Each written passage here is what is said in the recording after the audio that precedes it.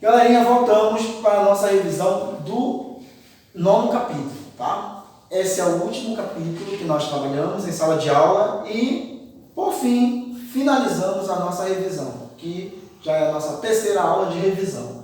Sendo assim, gente, não esquecendo do que eu pedi para vocês, tanto no capítulo 7, no capítulo 8 e no capítulo 9, tem um exercício no final. Não deixe de fazer, que esse exercício contará como nota para a avaliação de vocês. Do contrário, vocês ficarão somente com a nota de trabalho. Data de entrega até o dia da prova. E também mandem foto dos exercícios para mim de caneta, para que eu possa visualizar. Certo? Galera, sendo assim, nós vamos para o nosso último assunto, que é período colonial no Brasil. Então, a gente precisa entender o que é esse período colonial. Gente, lembrando que na aula do capítulo 8 eu falei para vocês que período pré-colonial é o período este período que eu estou falando aqui. Porque o que acontece? É o período em que só viviam os índios. Então, esse primeiro período, ele é considerado pela história como o período do contato. Quando há o contato entre o índio e o europeu. O europeu, ele entende que ele precisa modernizar, ele precisa catequizar, ele precisa ensinar civilidade para o indígena. Só que não é o que acontece de fato, né? Então, o que é que ele precisa fazer? Ele quer, na verdade, dominar, porque ele veio com o intuito aqui para a América, né? Em busca daquele sonho do Eldorado que eu falei lá na aula 8. E aí, só que ele vem em busca dessas riquezas. Beleza, no primeiro momento, os espanhóis, por exemplo, eles encontram lá nas sociedades maias, astecas, incas, eles encontram toda essa riqueza. Mas os portugueses não encontram aqui no Brasil. E aí, o que fazer a partir do momento que não encontraram? Já havia sido feito a divisão entre Espanha e Portugal do mundo. Então, o que acontece? Os portugueses, de certa forma, no primeiro momento, passaram 2 séculos para descobrir o que eles viriam buscando no Brasil, que era o ouro ou metais preciosos, né? Ou seja, o processo de mineração no Brasil, a descoberta da mineração, quando eles vão encontrar lá na região de Minas Gerais, nesses lugares, quando eles vão encontrar as primeiras minas de ouro, vai passar-se 2 séculos para que se comece o processo de mineração no Brasil. Diferente do que aconteceu lá nas sociedades incas, maias e astecas. No Brasil, o processo de mineração só vai começar no século XVIII, mais precisamente ali na região de Minas Gerais, tá? nas cidades de Ouro Preto e Mariana. Então, gente, o Brasil não foi descoberto. É a primeira coisa que a gente precisa desvendar isso, tá? Porque eu sempre digo isso para vocês, e eu geralmente costumo cobrar isso na prova. Por que o Brasil não foi descoberto? Porque não havia um pano em cima do Brasil, né? A gente só descobre algo que está encoberto.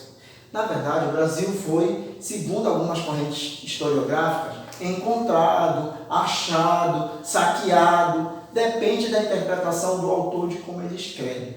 Mas aqui o nosso livro trabalha com descobrimento. Então a gente vai tratar essa ideia de descobrimento mais numa ideia de, para ficar mais claro para vocês, achamento do Brasil, né? O encontro do Brasil, contato, né? Então, o que é que se deu com esse contato? A partir do contato que o índio teve com o português, o índio até acreditou que esse português, devido aos seus trajes, devido à sua cultura, que ele fosse mais evoluído. Mas foi todo índio que pensou dessa forma? Não. Houveram índios que ficaram contra o domínio português, mesmo que esse domínio viesse no primeiro momento de uma forma doce, né? Onde eles começaram a conquistar um índio, dando uma roupa, dando um espelho, o índio ia ali trabalhava para retirar o pau-brasil para eles, e eles iam enriquecendo em troca de um pedaço de espelho, em troca de um vestido, em troca de uma seda. Mas tudo isso se deu por quê? Porque, de certa forma, havia uma crença entre os índios que um dia um senhor, né, ou um grupo de senhores, uma sociedade, viria para os levar, para os elevar como sociedade. Então, quando eles viram que encontraram alguém semelhante fisicamente a eles, eu digo, não fisicamente, fenotipamente parecido, então o que acontece? Eles entenderam que poderia ser esses deuses que eles acreditavam. Então, esses que se deixaram dominar, logo se voltaram contra os amigos, né? Então, aquela coisa que a gente fala. É muito interessante para o dominador quando um grupo que está coeso, ele se separa, porque a partir do momento quando ele se separa, fica mais fácil para dominar. Então foi o que aconteceu. Já haviam disputas internas entre as tribos, né? Eu sempre falei isso para vocês, assim como haviam na África, mas, por exemplo, assim, não havia a escravização do índio.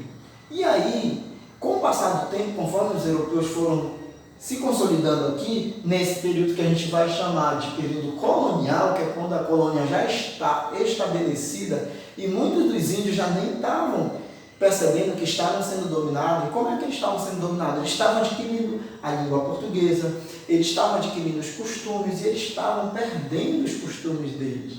Então, os que eram contra aquilo, eles começaram a ser vistos pela coroa portuguesa como homens maus. Homens que precisavam ser contestados, homens que precisavam ser exterminados. E foi o que aconteceu com muitos desses índios. Só que, com o passar do tempo, o europeu percebe que o tempo do índio, o processo do índio de trabalho é muito diferente do processo de outros povos. Naquela época, o europeu não gostava muito de trabalhar. A verdade seria essa, colocando para aqueles tempos, né? Então, o que é que ele queria? Ele queria um povo escravizado para ele. Então, essa escravização ela deveria ocorrer de forma pacífica e gradual, mas nem sempre foi o que de fato aconteceu, porque nem todo indígena se dobrou. Então, o achamento do país, como a gente vai trabalhar aqui, está ligado ao período das grandes navegações, esse período que começaram lá na Europa. E aí, como é que a gente vai perceber isso? A gente vai perceber pela carta escrita por Pero Vaz de Caminha, que foi o primeiro a descrever o que ele encontrou aqui no Brasil em sua expedição. Também, gente, a partir do momento em que esses índios começam a ser dominados, a coroa vai começar a organizar a colônia. Mas para poder organizar a colônia, ela precisaria colocar seres que controlassem como a colônia se comportaria, né? Para conter os rebeldes. Então, o que é que acontece? A coroa começa a mandar pessoas vindas de Portugal e começou a doar terras para essas pessoas. Tanto que essas terras foram chamadas de capitanias hereditárias. Eu falei hoje em sala de aula que hereditárias vêm daquelas mesmas doenças que às vezes a gente trata. Ah, fulano teve problema de coração. Ah, mas é hereditário, porque o pai já teve. Ou seja, traduzindo isso para a terra, você vai perceber que era quando as heranças, um pedaço de terra, que inicialmente era de um senhor, passava a ser de um outro, depois do filho, depois do outro filho, depois do bisneto, depois do tataraneto, e assim até os dias de hoje. Tanto que até os dias de hoje nós temos pessoas que ainda herdam terras desde a época em que de famílias, desde a época do Brasil colonial ainda, né? Que ainda nem estava tido como império ainda, por sinal. Então, nós vamos pensar assim, essas capitanias hereditárias, nada mais elas surgiram para que surgissem as cidades, e é dentro desse contexto que as que mais se destacaram foi a capitania de Pernambuco e a capitania de São Paulo. Sendo assim, como as capitanias não deram certo porque não havia uma relação comercial entre elas, não havia rotas marítimas para que elas se interligassem, como é o caso daqui do Grão-Pará, a qual nós estamos, que foi essa capitania, o comércio nosso era muito mais intenso com Portugal do que com a própria São Luís ou o Rio de Janeiro, porque haviam rotas marítimas, mesmo que duravam 3 meses, mas já haviam rotas marítimas. Belém, Portugal, então foi mais fácil fazer essa rota marítima. Então também criaram um governo geral, que não deu certo também.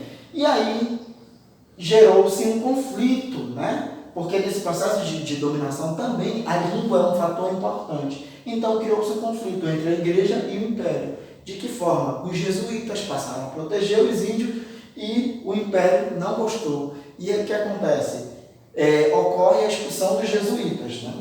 E aí nós temos a importância do Marquês de Pombal. O próprio Marquês de Pombal, ele vai ser o cara que ele vai, ao mesmo tempo, criar uma série de mudanças para a colônia, mas ao mesmo tempo ele vai prejudicar, como por exemplo, ele vai colocar a imposição da língua portuguesa por decreto. E quando ele coloca essa imposição da língua portuguesa por decreto, ele proíbe que se fale as línguas indígenas, já que os jesuítas adoravam falar com os índios nas suas próprias línguas.